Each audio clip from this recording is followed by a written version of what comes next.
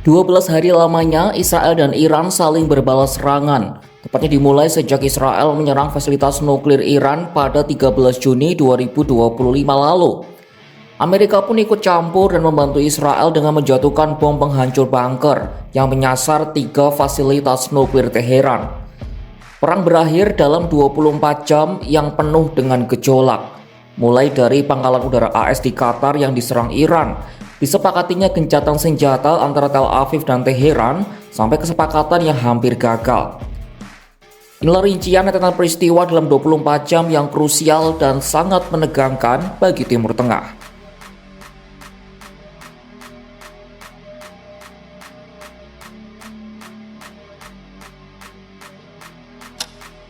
Senin 23 Juni 2025, waktu menunjukkan pukul 7 pagi di Washington, 2 siang di Tel Aviv, 2:30 siang di Teheran, dan 6 sore di Jakarta.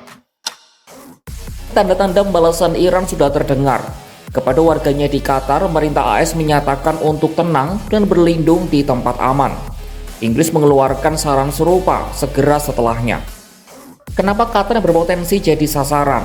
Alasannya jelas, negara ini adalah rumah bagi pangkalan militer Al-Udeid, pangkalan militer terbesar AS di Timur Tengah. Tempat ini menampung ribuan tentara dan menjadi pusat operasi udara AS di kawasan. Berbagai desas-desus mulai terdengar. Pemimpin tertinggi Iran Ayatollah Ali Khamenei disebut sudah mengeluarkan perintah untuk menyerang balik AS dan menyasar salah satu aset mereka yang paling strategis dan penting di Timur Tengah. 5 jam kemudian, pukul 12 siang di Washington, 7 malam di Tel Aviv, 7:30 malam di Teheran, dan 11 malam waktu Jakarta. Qatar resmi menutup wilayah udaranya. Pengendali lalu lintas udara di Doha buru-buru memberi sinyal ke pesawat untuk putar balik. Penerbangan menuju salah satu bandar tersibuk di dunia itu dialihkan ke tempat lain di kawasan Teluk.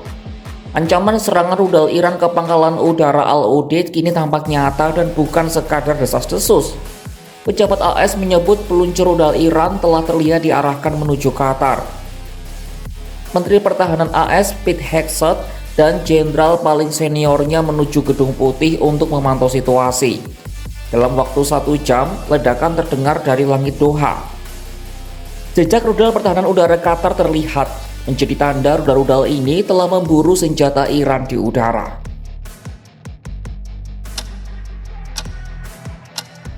Satu jam berselang, pukul 1 siang di Washington, 8 malam di Tel Aviv, 8:30 malam di Teheran, dan 12 malam keesokan harinya waktu Jakarta.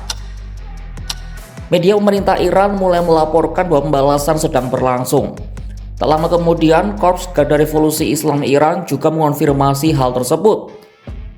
Doha bereaksi lebih dulu daripada AS. Qatar menyebut kedaulatannya telah dilanggar oleh agresi yang kurang ajar dari Teheran. Qatar juga mengonfirmasi kalau mereka sukses mencegat semua rudal Iran. Pangkalan itu telah dievakuasi sebelum serangan dimulai dan tak ada yang terbunuh atau terluka. Indikasi mulai tampak bahwa Amerika Serikat dan Qatar telah diberitahu soal rencana Iran sebelumnya. Para ahli menilai Iran ingin publiknya tahu mereka telah membalas dendam kepada Amerika, tapi tanpa menimbulkan kerugian bagi rivalnya tersebut. Deeskalasi sudah di depan mata, dan dunia menunggu respon dari Donald Trump. 3 jam kemudian, pukul 4 sore di Washington, 11 malam di Tel Aviv, 11:30 malam di Teheran, dan 3 pagi waktu Jakarta. Donald Trump menggambarkan serangan balasan Iran sebagai lemah dan sesuai yang diharapkannya. Trump berterima kasih kepada Iran karena telah memberi pemberitahuan awal. Trump mengakhiri unggahan tersebut dengan mengatakan selamat kepada dunia serta waktunya untuk perdamaian. 2 jam berselang, pukul 6 sore di Washington, 1 malam di Tel Aviv, 1:30 malam di Teheran, dan pukul 5 pagi waktu Jakarta. Setelah tweetan Trump sebelumnya beredar, terungkap bahwa ada pembicaraan yang berlangsung di balik layar antara AS, Iran, Israel, dan Qatar. Donald Trump dilaporkan berbicara langsung dengan Perdana Menteri Israel Benjamin Netanyahu. Panggilan telepon ini dilakukan secara tertutup, tapi pesannya jelas, sudah waktunya untuk mengakhiri pertempuran. Sementara Wakil Presiden JD Vance dan utusan khusus Trump untuk urusan Timur Tengah, Steve Witkoff, menghubungi Iran secara langsung dan melalui jalur diplomatik. Tim Trump tergesa-gesa untuk mencapai sebuah kesepakatan. Trump lalu menulis di media sosialnya bahwa gencatan senjata yang lengkap dan menyeluruh telah disepakati antara Iran dan Israel, serta akan berlaku 6 jam kemudian. Konflik ini lalu ia namai sebagai Perang 12 Hari. 4 jam berlalu, pukul 10 malam di Washington, 5 pagi di Tel Aviv, 5:30 pagi di Teheran, dan 9 pagi waktu Jakarta. Sirene berbunyi di seluruh Israel. Israel Defense Force atau IDF mengatakan Iran telah meluncurkan 3 gelombang rudal. Netanyahu menuduh Teheran mengerahkan salah satu rudal terbesarnya ke arah mereka. Pada saat yang sama, media Iran melaporkan mereka mengalami serangan hebat oleh Israel, menewaskan 9 orang di kota Astaneh Ye'asrafiyeh. Pertempuran terus berlanjut hingga detik-detik terakhir sebelum dimulainya gencatan senjata.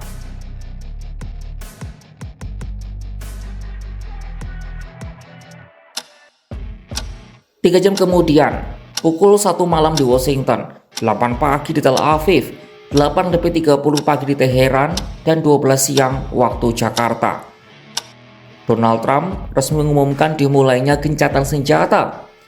Tak lama kemudian perintah Israel secara resmi menerima pengaturan gencatan senjata. Di sisi seberang, Menteri Luar Negeri Iran Abbas Araghchi mengatakan ia terbuka terhadap gencatan senjata yang diajukan oleh Donald Trump. Syaratnya, Israel harus menghentikan serangan sebelum pukul 4 pagi waktu setempat. Tak butuh waktu lama ketika gencatan senjata berada dalam bahaya.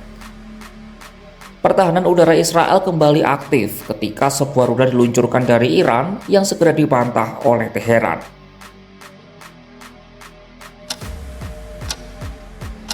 Terakhir, pukul 7 pagi di Washington, 2 siang di Tel Aviv, 2:30 siang di Teheran, dan 6 sore waktu Jakarta. Saat hendak pergi menuju Belanda untuk menghadiri pertemuan NATO, para wartawan berkumpul untuk menunggu komentar Trump atas malam yang penuh dengan pengumuman, klaim, dan penyangkalan. Presiden tampak marah. Orang nomor 1 di Amerika Serikat itu tegas mengatakan tak senang dengan Israel dan Iran karena masih saja menyerang ketika gencatan sudah disetujui. Trump bahkan sempat mengumpat karena Iran dan Israel terus saling serang. I'm not happy with Israel. You know, when I say, okay, now you have 12 hours, you don't go out in the first hour and just drop everything you have on them. So I'm not happy with them. I'm not happy with Iran either. But I'm really unhappy if Israel's going out this morning because of one rocket that didn't land, that was shot, perhaps by mistake, that didn't land. I'm not happy about that. You know what? We basically have 2 countries that have been fighting so long and so hard that they don't know what they're doing. Do you understand that? Di pesawat, ia dilaporkan langsung menelpon Netanyahu untuk membawa kembali pesawat militer yang kemungkinan dikerahkan untuk menyerang Iran. Sementara bagi Iran, Trump menegaskan pengembangan senjata nuklir akan jadi hal terakhir yang ada dalam pikiran mereka. Dalam 24 jam yang penuh gejolak, Timur Tengah jadi panggung drama politik dan militer tingkat tinggi. Serangan balasan Iran ke pangkalan AS di Qatar, cuitan Trump soal perdamaian, hingga kontak diplomatik lintas negara terjadi silih berganti.